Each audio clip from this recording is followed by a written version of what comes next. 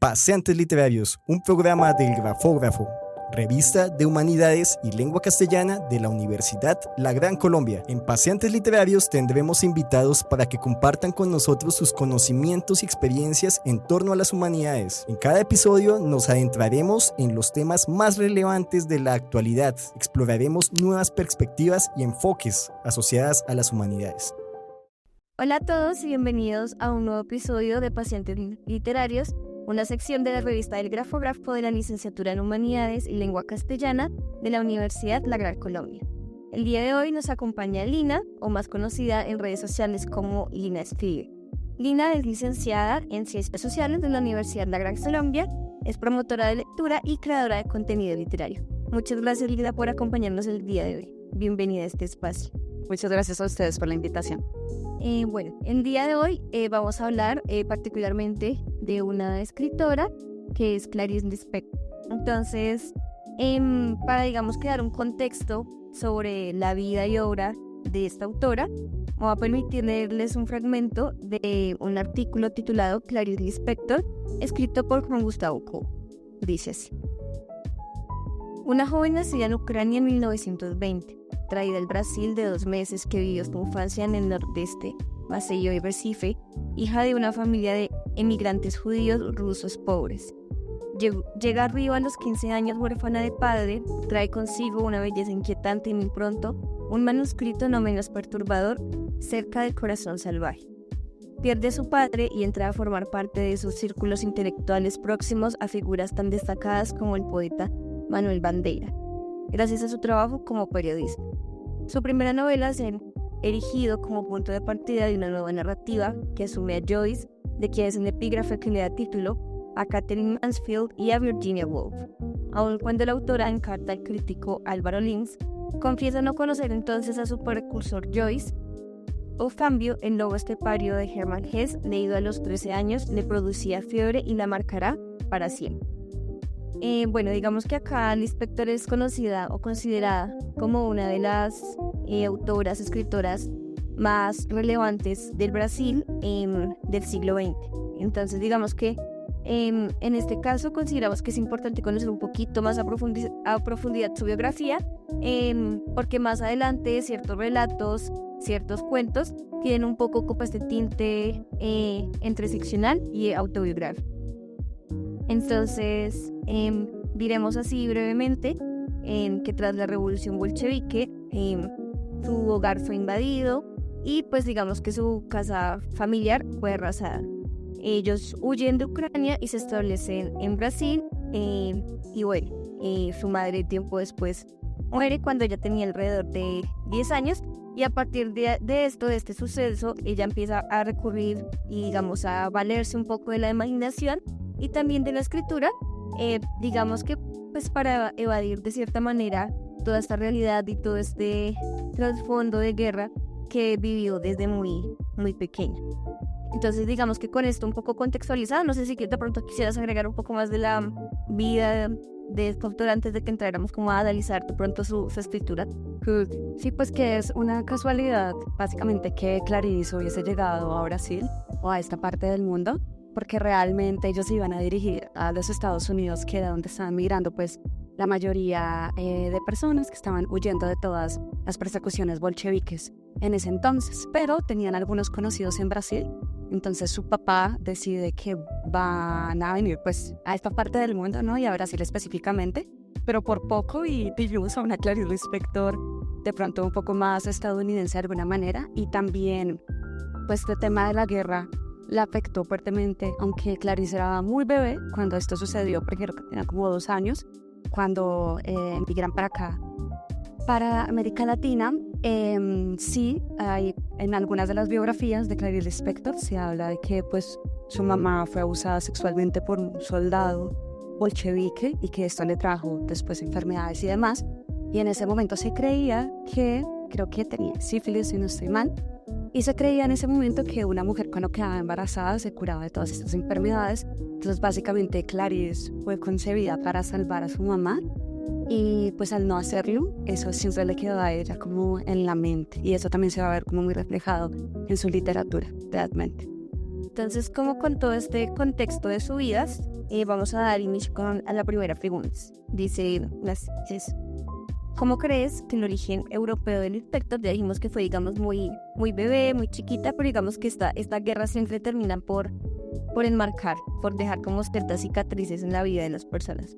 Entonces, este origen europeo y luego su migración a un país, en este caso de América Latina, terminan por moldear su perspectiva literaria y su estilo tan particular de escritura, que también ya vamos a profundizar un poco en este estilo, porque siento que había como una comparación que se le hacía con otra escritora. Me gustaba, mi poquito le gustaba. Sí. Entonces, sí, ¿cómo crees que todo este vivir de la guerra, tema de la migración, luego saber lo que fue como todo el parto y las razones de su embarazo un poco para poder salvar a su madre, ¿cómo influyen en su escritura? Tú que has leído un poco más y has analizado un poco más a esta autora. Pues yo creo que Clarice siempre se sintió muy extranjera. O sea, a pesar de llegar muy pequeña a Brasil, realmente ella se sintió siempre muy extranjera. También porque posteriormente, ya después cuando ella se casó con un diplomático. Entonces viajaron un montón. Entonces pues Clarice prácticamente no era de ninguna parte, o era un poco lo que ella sentía y también lo que se puede ver reflejado en su literatura. Y yo creo que pues algo como transversal a eso es el tema del lenguaje. O sea, ella tiene una preocupación muy grande por el lenguaje en todas sus obras. Yo creo que es un tema transversal en sus cuentos, en sus novelas, sobre todo. Y también tiene que ver con el tema de la comunicación. Entonces, esta primera novela que ella escribe, o sea, muy pequeña, a los 19 años, que es un novelón, o sea, una diría, no, o sea, novela la escribe alguien por allá a los 40, pero esta mujer escribe este novelón. Justamente tenemos una protagonista que es Johanna, y Johanna tiene una crisis existencial básicamente porque ella no entiende por qué lo que piensa es tan distinto a lo que sale de su boca, la expresión oral, o sea, por qué hay tanta distancia. Entonces, yo creo que también esa era una de las preocupaciones de Clarice, el tema del lenguaje, al no ser como de ninguna parte, y también por todo el tema cultural, que aunque, pues sí, ellos se fueron a Brasil, su papá siempre trató de mantener muchas costumbres, ellos eran judíos, entonces trató de mantener las costumbres judías en su casa. Entonces sí creo que para Clarice ese tema de ser extranjera, de sentirse tan extranjera toda su vida, definitivamente fue algo que se plasmó en su literatura de esa manera. Y pues también con el tema de la identidad, ¿no? Sí, eso ya es otro tema, porque pues este tema de las migraciones, del vivir acá, pero tener las costumbres de allá, los recuerdos, todas las memorias, sí terminan como por enmarcar esa identidad, o por el contrario, por estar como constantemente dudando de ese yo, ¿no? Sí, ¿quién soy? Ajá. Entonces, a partir de esto, podemos empezar a entenderla, a Clarice Lispector, como una escritora que constantemente realiza esta introspección profunda, precisamente por los temas de identidad, por entender un poco este contexto en el que ella vive, porque también, digamos que para la época, la consideraban como una bruja, como tenían como muchas ideas sobre lo que ella era, precisamente también por haber escrito esta novela tan joven y que esta novela fuese tan exitosa. Digamos que también había como ciertos rumores acerca de ella, pero bueno, entonces ella empieza a hacer como este trabajo introspectivo, pero digamos que ya en aspectos literarios y en su forma de escritura, se le tendía a comparar un poco con Virginia Woolf, precisamente porque Clarice Lispector, digamos que acá en Colombia, al igual que mucho tiempo después Alba Lucía Ángel, ella también se vale del flujo de conciencia, ¿no? Igual que Laura Restrepo, otras autoras más, pero claro, se le concede, digamos, que este estilo a Virginia Woolf, y eso era, digamos, algo que contrariaba un poco a Clarice, porque decía, pues, no me comparen con esta autora, somos diferentes, y pues digamos que este estilo no solamente le pertenece a un solo escritor, ¿sí? Porque si no, todo sería muy reducido, ¿no? Entonces, digamos que todas estas experiencias de guerra también te dejan como un carácter un poquito existencial, ¿no? Como no sé, como por ejemplo lo podemos ver en obras de Dostoyevsky, de Tolstoy. Y digamos que nosotros acá desde la concepción de América Latina tendemos así como desde afuera tienen como ciertos estigmas y ciertos sesgos sobre la cultura colombiana. Nosotros también empezamos como a crear como esta visión de que de pronto como viene de allí, como tiene estas costumbres, empieza a ser, digamos, que una literatura más existencialista, que es, digamos, una característica, pero pues digamos que no lo es todo, sino se comprende como tal a esta autora.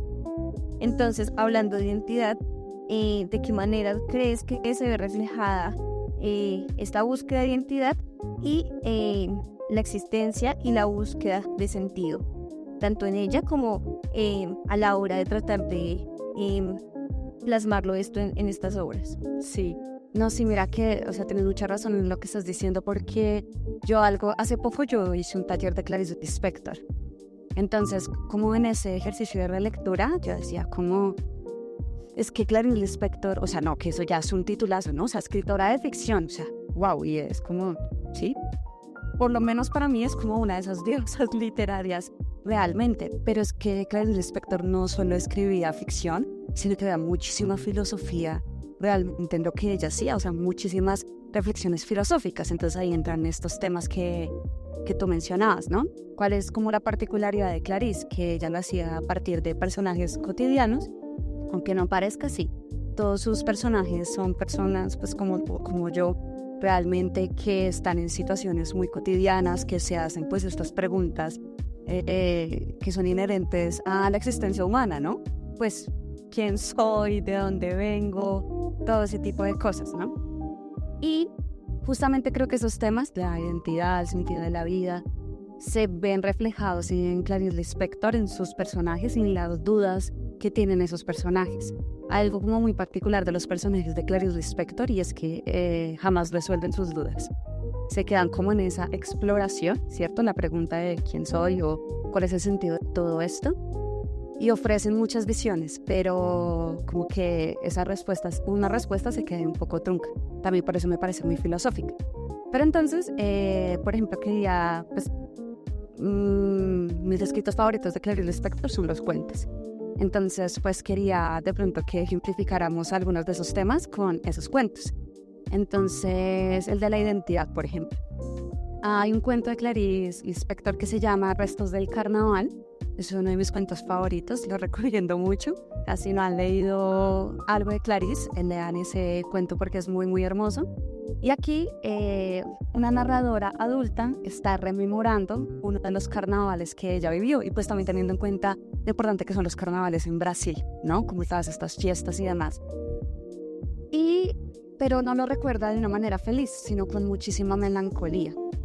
Entonces ella rememora que este no fue su último carnaval, pero sí es el carnaval que más recuerda. Nos va contando que su sueño había sido siempre participar de un carnaval, pero que nunca podía. Ya más adelante nos vamos dando cuenta por qué es que ella nunca podía participar de un carnaval. En este carnaval en específico se le da la oportunidad de participar porque a la mamá de una amiguita le sobra tela o papel para el disfraz. Entonces ella le dice como, bueno, como me sobró, te voy a hacer un disfraz de flor, de rosa. Y ella no puede la felicidad, eso para ella es absolutamente todo. Sin embargo, le van ocurriendo varias desgracias en ese carnaval de alguna manera. Entonces, ¿qué tiene que ver la identidad con esto? Básicamente ella es una niña que está huyendo de ser lo que ella es, porque no quiero como spoilear ni nada, porque de verdad es un cuento muy lindo, pero ese carnaval y estar disfrazada le da la oportunidad a ella de ser otra. O sea, ahí vemos por ejemplo el tema de la crisis de identidad, ¿no? De hecho hay una cita que anoté acá, porque también pues el objetivo de ella era maquillarse, ¿no? Entonces dice, me sentía hermosa y femenina, y entonces escapaba de la niñez.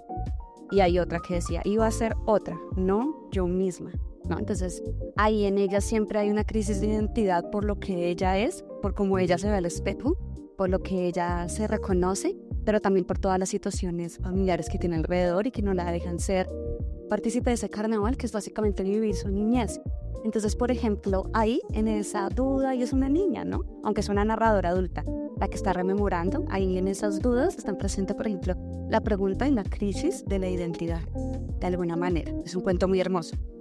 Hay otro cuento que es El huevo y la gallina, que es pues como uno de los cuentos que hay que leer de Clarice Lispector, en donde hace un ejercicio muy parecido al de Virginia Woolf con este cuento que también tiene Virginia de La marca en la pared, que a partir de esta marca en la pared ella empieza a reflexionar de 800.000 cosas de la vida.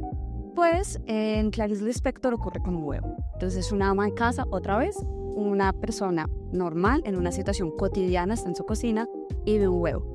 Y a partir de ese huevo empieza a hacerse 80.000 preguntas por todo, por el amor, por la existencia, o sea, unas meditaciones filosóficas absolutas, ¿no? Y no ofrece respuesta, lo que también decía anteriormente, no ofrece respuesta alguna, pero sí están todas esas meditaciones ahí. E incluso hace unos ejercicios de contraposición, de ideas, o sea, y ahí está siempre la pregunta por la existencia, ¿no? Entonces, bueno, este también es otro de mis cuentos favoritos de Clarice. Este también es hermoso, se llama Amor. De nuevo, tenemos a una ama de casa que ella vive básicamente para su esposo y para su hijo. ¿Qué es lo que pasa? Que en esos espacios en donde ella se queda quieta porque ya ha terminado de hacer el oficio, la comida, empieza como a albergarle cierto malestar. Y ella es como, no, tengo que buscar algo. Entonces se pone por allá a remendar pantalones, no sé, cualquier cosa. Pero un día no puede escapar más de esos pensamientos o de esa duda y tiene un evento que le va a revelar cuál es el sentido de la vida. O sea, no es ser madre, no es ser esposa, no es ser ama de casa, y descubre ahí lo que es el verdadero amor, ¿no? Entonces, estos personajes se encuentran en situaciones cotidianas, pero siempre se están haciendo estas preguntas por todos estos temas, que pues yo creo que es lo mismo que nos pasa a nosotros en el día a día, ¿no? Sino que Clarice lo lleva al extremo, ¿no? También con un estilo ahí muy definido. Sí, muy particular. Claro, nosotros lo tomamos como de otras maneras, ¿no? Pero digamos que saliéndonos un poquito de Clarice, como que esta sociedad tan acelerada a veces nos permite como, no nos permite, sino que nos cega un poco de todas estas cuestiones, de todas estas preguntas, y vivimos como en este acelere constante, simplemente por producir, por tener, por ganar, y digamos que olvidamos estos aspectos tan importantes como lo es la identidad. Que uno diría, no, yo tengo mi identidad clara, pero ponte tú a pensar, hacer ese mismo trabajo de introspección que hace Clarice y muchas otras autoras, y digamos que van a salir ciertas dudas que bueno, no sabremos si las podremos resolver, pero por lo menos es importante como tenerlas ahí en cuenta y para seguir como este acelere en el que estamos actualmente. Ligado al tema de la identidad, hay otra temática que Clarice explora y que en un texto que ella escribe como que lo pone muy puntual, y es el tema de pertenecer, o en este caso de no pertenecer, de no tener un lugar y de sentirse a partir de esa identidad que bueno, yo pertenezco, digamos a palabras más coloquiales, a este lugar, a esta clase social, a este grupo. Entonces como todo su contexto le ha permitido como estar en esta duda constante, y digamos que ante esto ella dice: estoy segura de que en la cuna mi primer deseo fue el de pertenecer, por motivos que no interesan aquí. De alguna manera yo debía estar sintiendo que no pertenecía a nada ni a nadie. Nací sin motivo. Entonces digamos que parte de su literatura, de sus cuentos, reflejan como esta sensación que es incómoda incluso para uno mismo, ¿no? Estar como en esta duda constante, y digamos que yo siento que eso también es un aspecto familiar, ¿no? Que también, como ya hemos hablado bastante, como toda su historia familiar también tiene un poco que ver, de tener como su cultura en un país diferente, bueno, demás cosas. Entonces, ¿cómo crees que se puede manifestar las relaciones entre las relaciones familiares y sociales en los cuentos del Lispector, en la construcción de la noción de pertenencia? ¿Y qué elementos destacan en su narrativa que reflejen esta dinámica, ¿no? pues básicamente eso. Como en la literatura, como decíamos, ella hace como un poco esta ficción autobiográfica. Entonces, como desde esta narrativa, ella logra reflejar esta idea de que no se pertenece y que digamos que a veces está bien, ¿sí? A veces está bien no pertenecer porque también es como un poco momentáneo, ¿sí? A veces sí, luego pasan otras circunstancias y ya no siento que pertenezco y que pierdo mi identidad. Entonces, ¿cómo logras hacer esa relación entre, digamos que la época social en la que ella transcurre y pues claramente su devenir familiar? Sí, es que claro, en la época de Clarice y ese contexto era más difícil, ¿no? Por ejemplo, renunciar a la familia tradicional o decir, corto lazos con mi papá o mi mamá porque me hacen daño y ya está, ¿no? Como decisiones que están tomando pues nuestra generación, ¿no? O por lo menos somos un poco más conscientes de eso. En la generación de Clarice era muy, muy difícil. Entonces, ¿cómo se ve eso reflejado en su literatura? Tú ahorita dijiste una palabra que es sentirse incómodo. Y yo creo que todos los personajes de Clarice, o sea, no creo que haya uno solo que se sienta conforme por el lugar en donde está. Todos se sienten incómodos, realmente. Hay un libro de cuentos de Clarice que se llama Lazos de Familia, y en ese hay un cuento que se llama Feliz Cumpleaños, que ese cuento cuando salió fue como un escándalo, como, uy, a esta mujer, ¿cómo se le ocurre escribir eso? No, bruja. Sí, porque en este cuento de Feliz Cumpleaños resulta que se reúne toda una familia a celebrar el cumpleaños de la madre, ¿no? La cuestión es que hay varias cosas que como que saca de su lugar Clarice en ese cuento, ¿no? O de su rol.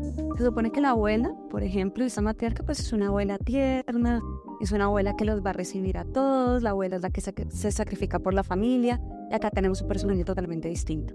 O sea, esta abuela es arrogante, es grosera, odia a sus hijos, de hecho les dice a todos, partida de comunistas, no sirven para nada, ¿sí? Entonces primero ahí va descolocando. También, ¿qué es lo que pasa con cada uno de esos personajes? No solo la abuela se siente incómoda porque dice mis hijos no sirven para nada y realmente no los quiere, que también ahí va, ¿cierto? Como, es que no encuentro la palabra, pero es como esto que a veces decimos una mamá es de esta manera, prototipos, sí, va destruyendo esos prototipos. Entonces una mamá que no quiere a sus hijos, los odia, los detesta, por ella ojalá que no estuvieran allí. Entonces primero eso. Entonces así ella empieza también a cuestionar esas relaciones familiares y a mostrar que cada uno de ellos pues está incómodo, que no quiere estar dentro de ese lugar. Se supone que la familia es la base de la sociedad, pero ¿qué pasa, cierto? Cuando esa base es totalmente incómoda, es un lugar en el que no quieres estar. Entonces Clarice muestra eso en ese cuento. Lo mismo pasa con los hijos, con las esposas de los hijos. Nadie quiere estar ahí. Entonces es como un narrador omnisciente que puede como contar la experiencia de cada una de las personas que está en esa fiesta y entonces nos va mostrando eso, como esa incomodidad. Y también en este libro La Hora de la Estrella, que fue la última novela que ella publicó, entonces tenemos un personaje que es diferente, por ejemplo Macabea. Entonces Macabea viene de la ruralidad a la urbanidad de Brasil. ¿Y qué pasa con Macabea? Pues que ella va buscando como mejores oportunidades, se va a encontrar con cosas terribles y ella no encuentra su lugar ni allá donde estaba ni en la urbanidad. Pero el tema con estos personajes es que estos personajes piensan estas cosas, tienen estas sensaciones, pero no hacen nada con eso. Sí, es como una sensación, ¿no? Porque tampoco tienen las herramientas para poder como cambiar su situación. En ese caso, por ejemplo, de La Hora de la Estrella, Macabea no tiene las herramientas para poder cambiar su situación. Solo es como una sensación de tal vez no soy tan feliz en este lugar en donde estoy. Y lo mismo le pasa a todos los personajes de Clarice, que casi todos son femeninos. Sí. Hablando ya en este tema de feminidad, ¿no? Porque Clarice era una mujer sumamente hermosa. Era así, bellísima. Y su porte, su actitud, todo. Sí, totalmente una persona, una mujer que llega y tiene como carácter, tiene esa potencia. Y bueno, ya lo decías, ¿no? Digamos que en esta intención un poco autobiográfica, ella termina como por identificar o plasmar ciertos personajes con los que se siente ella misma reflejada, ¿no? Esto lo podemos, digamos, asociar con estas técnicas del monólogo interior, y cómo esto nos permite un poco reflexionar y conocer un poco más estas incomodidades que tenemos frente al día a día, frente a cosas diversas, ¿no? Porque digamos que a veces cuando nos acercamos a la literatura decimos, no, es que esto es demasiado complejo, esto es ya muy denso, muy extenso y muy difícil de entender, pero en algunos casos no, porque se toman, como bien lo decías en el cuento del huevo y la gallina, elementos que desde lo cotidiano, que cosas muy simples que a veces pasamos por alto, nos permiten como extenderlos a otro tipo de narrativas y bueno, ella hace como este uso de, no sé si sería como complejizar las experiencias, pero digamos sí, toma elementos básicos y a partir de ello construye unos cuentos que digamos que incluyen casi que un todo, ¿no? Entonces aquí ya quiero que empecemos a hablar un poco de tu trabajo en los talleres, digamos que ustedes cómo hacen este tipo de análisis, ¿no? Entonces, porque claro, no solamente se reflejan como este tipo de luchas internas, el problema de la identidad, el tema de pertenecer o no pertenecer, sino que también empieza a verse cómo se empiezan a desafiar este tipo de convenciones tan tradicionalistas que se tenían de la literatura, ¿no? Entonces, ligando un poco como a esta autora y a tu trabajo como tallerista también, de qué manera tú empiezas a analizar y haces que las personas que recién se están acercando a autoras como Clarice la comprendan un poco más y se animen a seguir leyendo y construyendo este tipo de narrativas. Sí, pues pasa algo con Clarice, es que siempre decimos como que no, Clarice Lispector es súper difícil, ¿no? Pero bueno, lo primero por Clarice es empezar por los cuentos. O sea, yo creo que con todo autor o autora es empezar con los cuentos. Sí tiene cuentos, ¿no? Porque ahí tú vas descubriendo su estilo. Y por ejemplo, ¿qué pasa con el estilo de Clarice? Bueno, uno ya has leído algo más corto, ¿no? Como sus cuentos.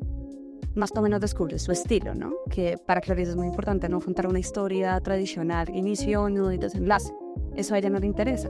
De hecho, colocar a unos personajes ahí en una situación es simplemente el vehículo para poder contar algo más, que ese contar algo más es contar una reflexión, realmente un pensamiento, una duda, una emoción o un sentimiento. Entonces, lo primero es eso. Entonces, empezar por los cuentos. 2, entender cuáles son las intencionalidades de Clarice y no es contar una historia, ¿sí? En donde van a haber grandes giros y el plot y no sé qué. No, eso no va a pasar con Clarice. Y que también otra de las cosas que es muy importante para entender a Clarice Lispector y para entender también por qué es tan transgresora, como tú estabas diciendo, porque ella va a marcar de verdad un antes y un después en la literatura, o sea, es que no solo de nuestra región, sino universal, o sea, realmente, o yo lo creo de esa manera, es que para Clarice es muy importante el contenido, pero también la forma, y que esa forma de sus cuentos o de sus novelas reflejen lo mismo que reflejan los textos. Ejemplo, es que eso es como difícil de explicar, sí. Pero ejemplo, en este libro de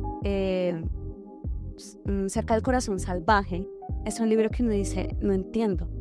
O sea, no entiendo qué es lo que está pasando acá, quién está hablando, porque pasa de la primera a la tercera persona y luego hay diálogos. Y la clave de ahí es entender que Clarice Lispector escribió ese libro tal cual como una piensa. Ya. ¿Sí? Entonces tú cuando piensas es muy diferente y yo creo que nos está pasando en este momento. Una cosa es lo que pensamos y otra cosa es lo que decimos. Entonces, ¿qué es lo que trata de hacer Clarice? Tratar de que este lenguaje o esa escritura sea lo más parecida posible al pensamiento y no a la expresión oral.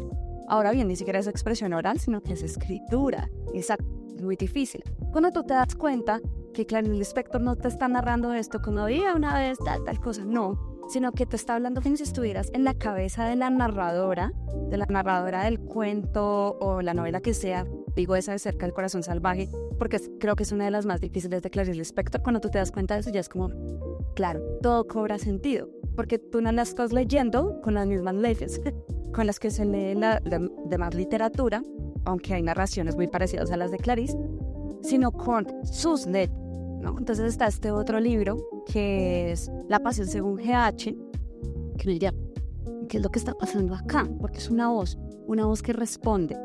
O sea, a mí me parece muy socrático ese libro, o la forma en la que ella escribió ese libro, porque es una pregunta y una respuesta. Y Clarice Lispector hizo ese libro con la misma intencionalidad de la emoción y la idea que tenía para escribir, que es que pues, tiene un montón de dudas que quiere resolver y escribe este libro, pone una amiga a que le haga preguntas y todas las respuestas es el libro. Entonces cuando tú entiendes que ese libro es un diálogo, es como, claro, aquí ella no me está narrando como tal algo, sino que me está ofreciendo reflexiones acerca de cosas.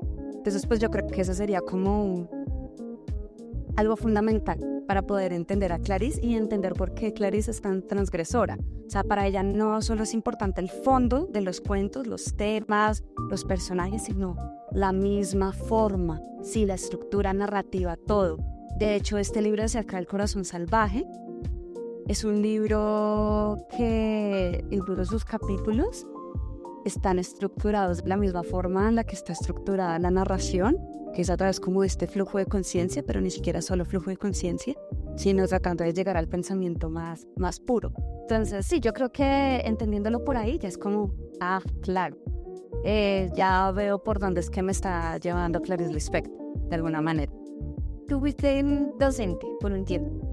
Sí, hasta hace muy poco, sí. Y fuiste docente de sociales, de tribu. Aparte de los talleres, enseñaste literatura o...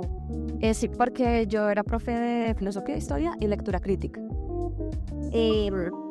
Exceptuando, digamos, que algunas materias, algunos momentos, e incluso en los colegios, te van todo al canon, a la estructura que tú hablabas, en inicio, nudo y desenlace, que esto tenía que tener un sentido. Entonces digamos que a partir de esto, de esta academia, ¿no? Empezamos como a apartar autoras y escritores que tienen un valor demasiado simbólico, ya lo decías tú, en su forma y en su fondo. Pero entonces digamos, la intención de hacer estos talleres nace de pronto, no sé, estoy digamos que imaginando, de hecho este foco, de esa intención de dar a conocer un poco más autores que digamos que te gustan a ti o que consideras que digamos que se han dejado en el olvido un poco, porque digamos si Clarice llega a romper estas estructuras, ¿no? Pero nos encontramos otra vez actualmente en esta inmediatez de que todo tiene que ser muy rígido, académico, incluso muy sobrio, y digamos que esto mismo es lo que hace que la literatura nuevamente se esté viendo en algunos aspectos como muy inalcanzable, ¿no? Sí, se ve como algo allá. Eso pasa con Clarice. Sí, Clarice se ve allá. No es como, no, esto no lo puede leer gente. Mira que eso me pasó en uno de los talleres que di de Clarice. Una de las chicas me decía, Lino, pero es que yo creo que Clarice solo lo puede leer gente. Yo no. Yo estoy segura de que mis estudiantes de 10º y 11, en ese momento que todavía están en el pueden leer un cuento de Clarice Lispector perfectamente.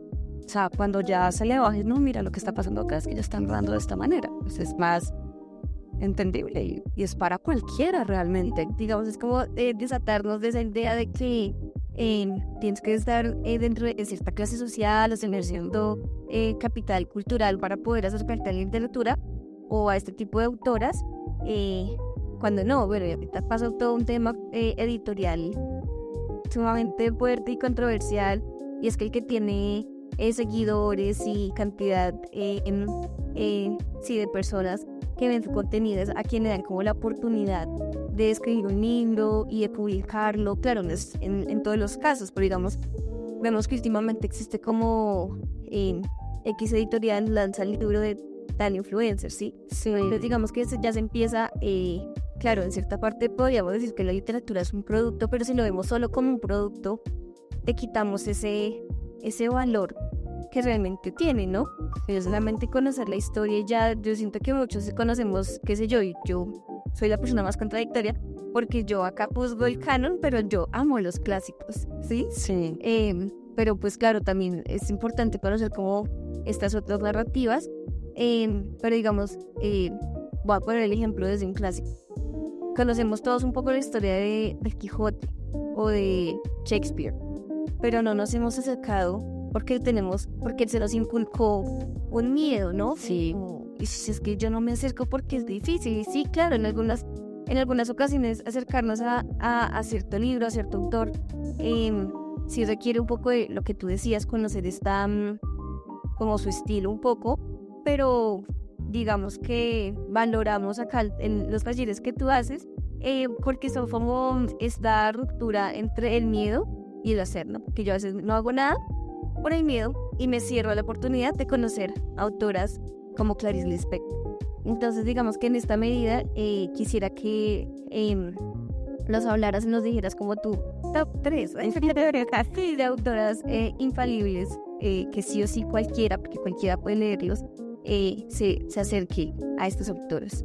Ok, listo.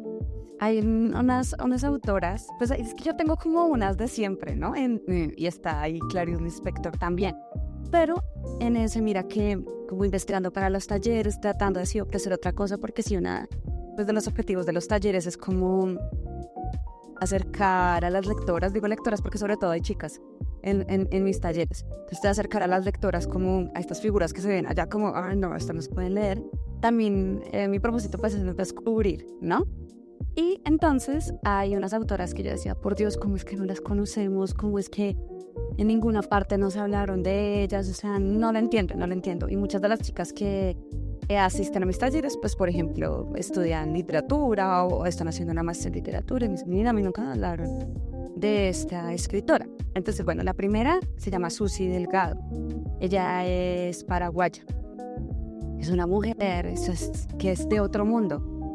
Todavía está viva, ¿no? Y la leemos poco, porque es lo que decimos normalmente con Clarice Lispector, Maribel Moreno, Rosarios Castellanos. Ay, en su tiempo no las leímos, no sé qué, ahora sí leámoslas. Pero ¿qué pasa con estas autoras que todavía están vivas, no?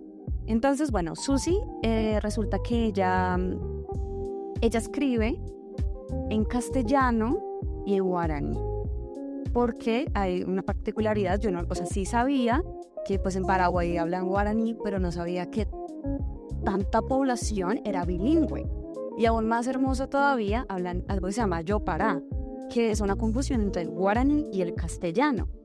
Y resulta que Susy Delgado escribe poesía en castellano y hace las traducciones al guaraní, y hay muchos poetas que escriben en guaraní y ella hace la traducción al castellano o al contrario para difundir toda la literatura. O sea, aparte de ella escribir, también hace como toda esta difusión. Ha hecho la traducción de varios clásicos al guaraní. Una mujer que de verdad es. Y también escribe cuentos. Entonces, les quería recomendar un cuento de ella que se llama El Camino de la Sangre. Pasa algo, ¿no? Y es que nosotros creemos que hasta ahora se están escribiendo acerca de cosas como desde nuestro punto de vista, ¿no? Desde una mirada femenina. Sobre cosas como la menstruación o el embarazo. Y Susy Delgado tiene un cuento que ella escribió en los 70 más o menos, que es se llama El Camino de la Sangre, que habla acerca de la menstruación y es un cuentazo, o sea, es una cosa divina. Y los cuentos, si están escritos, es en yopará, entonces están todas estas palabras del guaraní, es una cosa hermosa. Entonces, por ejemplo, Susy Delgado, yo digo, pero ¿por qué? Incluso ella estuvo hace unos años invitada a un festival que se hizo aquí en Colombia de poesía, pero fue virtual, fue durante la pandemia. Y ella estuvo ahí, la entrevistaron, todo, y yo decía, wow, de hecho de ella no se consiguen libros. Por favor, editoriales, publiquen, por favor, publiquenlas. Se consiguen algunos libros allí en la Luis Ángel Arango, pero son ediciones de hace años, pero ella no está editada. Entonces, por ejemplo, ella es una mujer que digo que hay que leer. Otra que a mí me gusta mucho, que sí, actualmente creo que tiene más reconocimiento, es Emma Reyes. Pues tiene una obra de Emma Reyes, Memoria por correspondencia, pero ay, esto es algo que yo digo, todo el mundo debería leer a Emma Reyes, porque primero pues ella vivió, era pintora, y ella vivió mientras también vivió Gabriel García Márquez, y ellos la animaban muchísimo a escribir, y ella, no, que yo qué voy a escribir, y pues de lo que nos estábamos perdiendo realmente. Entonces tenemos este libro que es Memoria por correspondencia, que realmente son las cartas que ella se envió con un gran amigo que es Germán Arciniegas. Entonces aquí ella nos cuenta su infancia, que es una infancia, una cosa terrible, pero lo cuenta con una inocencia, con esa mirada de la Emma pequeña. Y entonces nos cuenta su infancia, su historia de vida, pero a la vez es un retrato histórico tan maravilloso de la época y sobre todo de la situación como de Bogotá, Cundinamarca. O sea, tiene unas imágenes, unos relatos, unas cosas divinas. De verdad, es muy hermoso. Entonces, Emma Reyes pues sí. Anotada. También sé que Señal Colombia sacó como una serie, pero de la vida de Emma Reyes, como tal, no de la novela. Entonces, pues sería muy chévere que la vieran y también leyeran Memoria por correspondencia. Y por último, María Luisa Puga, mexicana. Ella la conocí gracias a un libro que se llama Vindictas. Entonces, en ese libro, es un libro que hicieron en España. Se pusieron a investigar cuentistas latinoamericanos del siglo XX, pero que no se volvieron a publicar, pero que eran mujeres que escribían un montón. Y entonces ahí, en esa antología de cuentos, aparece María Luisa. Y bueno, y también les recomiendo mucho ese libro de Vindictas porque hay un montón de escritoras que efectivamente no conocemos, que estaban escribiendo al mismo tiempo que estaban escribiendo todos estos autores del boom y que pues lamentablemente como sus temas no eran un poco llamativos para la industria editorial, pues se dejaron en el olvido. Pero entonces María Luisa Puga, ella tiene una novela que se llama Las posibilidades del odio, que es una novela anticolonialista muy hermosa, es muy, muy, muy bella. Sé que hace poco un proyecto editorial que se llama Tinta sacó el libro de ella y yo no lo podía creer, porque ese libro tampoco se conseguía y se sacaba nada de María Luisa Puga. Entonces, muy chévere, es una mujer que, imagínate, escribió 8 novelas, 6 libros de cuentos, 6 libros de ensayos, 3 libros para niños y pues muy poco sí, exacto. Y pues también es una escritora maravillosa. Muchas gracias por tus recomendaciones, Lina, las tendremos muy en cuenta. Y antes de cerrar este espacio, quisiera que digamos que profundizaras más en tu taller, que nos invitaras a participar en ellos y que nos hablaras así un poco de tu trabajo en redes sociales. Y pues aprovecha este espacio para publicitar. Esto siempre te pide. Bueno, pues me encuentran en redes sociales como Lina Escribe, principalmente en Instagram, también subo cosas a TikTok, pero principalmente en Instagram. Allí van a encontrar un montón de contenido, de reseñas, también suelo hacer como mini cápsulas de vidas de autores y autoras, sobre todo autoras. Realmente también tengo pues el tema de los talleres, que son talleres que hago mensualmente, mínimo hago 2 talleres mensuales.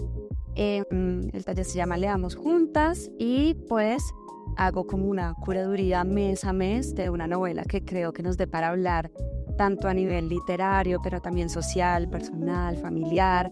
Me gusta también mucho hacer esos análisis o lecturas que nos permitan dialogar acerca de eso. Entonces, bueno, está ese espacio de los talleres. Estos talleres son pagos, pero tienen un costo muy, muy mínimo. También pensando pues que pues las personas se pueden inscribir. También hay otro espacio que sí es totalmente gratuito, que es un reto de cuento que hago todos los años. Este año estamos viajando por diferentes partes del mundo. Entonces, en este momento estamos leyendo a una escritora que se llama Jhumpa Lahiri. Es de ascendencia hindú, vive en los Estados Unidos, pero escribe acerca un poco de lo que estamos hablando de Clarice, el tema de la identidad, de ser migrante. Y bueno, ya hemos pasado por varios países como México, Rumanía. Entonces, este es un espacio, por ejemplo, totalmente gratuito por si quieren participar. Entonces, pues eso es lo que hago en Lina Escribe, ¿no? Básicamente, pues promover la lectura de autores y de autoras pues que nos puedan interesar realmente. Listo, Lina. De verdad, muchísimas gracias por haber venido, por haber compartido este espacio con nosotras, con todos los que nos están viendo. Y pues nada, recordarles que se suscriban al canal de YouTube y que nos sigan en el canal, en la cuenta del Grafo, en Instagram, en Facebook y en X. Muchas gracias y espero que les haya gustado este espacio. Espera, ¿ya viste nuestras últimas publicaciones? Recuerda seguirnos en @grafougc en Instagram y en Facebook. Y eso ha sido todo por hoy. Gracias por estar con nosotros. No olvides seguirnos en nuestras redes sociales. ¡Feliz día!